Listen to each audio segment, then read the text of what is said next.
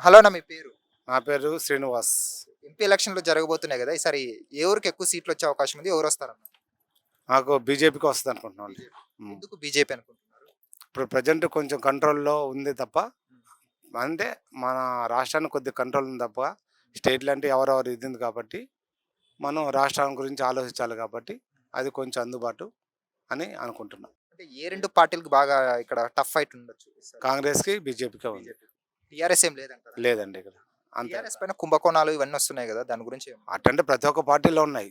ఎక్కువ, తక్కువ. ఎక్కువ తక్కువ ఉంటదా? అంతే తప్ప వేరేదేం లేదు. ఒకవేళ ఈటెల గారు గెలిస్తే చేస్తారనే నమ్మకం ఉందా మీకు అభివృద్ధి ఏమన్నా? ఎందుకంటే సెంట్రల్‌లో కూడా బీజేపీనే వచ్చి ఇక్కడ ఫండ్స్ తీసుకొని రాగలుగుతారా? అంటే వ్యక్తిగతంగా సాధు జంతువు ఆయన. దాన్ని ఆ వ్యక్తిగతం చెప్తా కానీ, ఇంకా పార్టీ పరంగా ప్రజలు ఒత్తిడిని బట్టి అది వేరే ఉంటది. మన వ్యక్తిని కూడా ఆలోచించాలి కదా!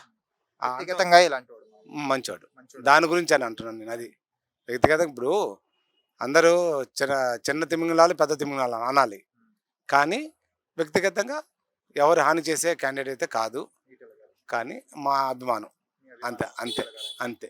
సరే. అభిప్రాయం కూడా అభిప్రాయం కూడా. అంతే. సరే. ఓకే. ఆల్రెడీ డిక్లేర్ అయిపోయింది కాబట్టి కాంగ్రెస్, ఇంకా దాని గురించి మనం మాట్లాడుకోవటం పోటీ ఉండొచ్చు. గట్టి పోటీ ఉంటుంది. బీజేపీ బీజేపీ గట్టి పోటీ ఉంటుంది, దాంట్లో డౌటే లేదు. ఇక్కడ వరకు. హలో నమస్తే అన్న మీ పేరు? విజయ్ కుమార్. విజయ్ కుమార్. ఎంపీ ఎలక్షన్లు వస్తున్నాయి కదన్నా, ఈసారి ఏ పార్టీకి ఎక్కువ సీట్లు వచ్చే అవకాశం ఉంది? బీజేపీనే. ఎందుకు బీజేపీ అనుకుంటున్నారు?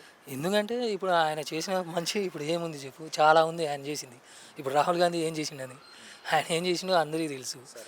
అది మా ఒపీనియన్ ప్రకారం బీజేపీ. దేశంలో అతిపెద్ద కాన్స్టిట్యున్సీ మల్కాజ్గిరి. ఈ మల్కాజ్గిరి ఉంటే బీజేపీ అభ్యర్థిగా ఈటెల రాజేంద్ర ప్రసాద్ నిలబడుతున్నారు. గెలుస్తారంటారు ఆయన? కంపల్సరీ పక్కాగా. రుణాలు ఇచ్చేంత వరకు మీద పడతారు, ఇచ్చినాక మాఫీ అంటారు. మాయమాటలు చెప్తే నమ్ముతారు, మోసపోయి ఏడుస్తారు. చూడు ఇదే శివరాకరి, వచ్చే వారం ఇల్లు జప్తు చేసుడే. మనం మోసపోయినమే కౌసల్య. గత ప్రభుత్వం కారు వేసుకొచ్చి రుణమాఫీ చేస్తారని చెప్పి మోసం చేసిపోయే. ఈసారి గెలిచిన వాళ్ళు మొండి చేసి చూపెట్టే. అయినా మనం ఏమన్నా వాళ్ళని కాళ్ళ దిప్పమంటిమా లేక వాళ్ళ చేతిలో ఊరేగిమంటిమా? బ్యాంకు రుణం మొత్తం మాఫీ అంటిరి, పెట్టుబడి సాయం 15,000 అంటిరి, కూలీలకు కూడా 12,000 అంటిరి, మద్దతు ధర మీద బోనస్ 500 అంటిరి. ఏది తీరకపోయా ఎట్లా సచ్చేది? మనకిప్పుడు కావాల్సింది ఇట్లా అబద్ధాలు చెప్పి మోసం చేసేటోళ్ళు కాదు, మాట చెప్పిండంటే గ్యారంటీగా చేసే మోడీ. ఈసారి మాకు మోదీనే గ్యారంటీ. కమలం గుర్తుకు ఓటేద్దాం, బీజేపీని గెలిపిద్దాం. మోడీ మన అందరి నేస్తం, బీజేపీనే గెలిపించేద్దాం.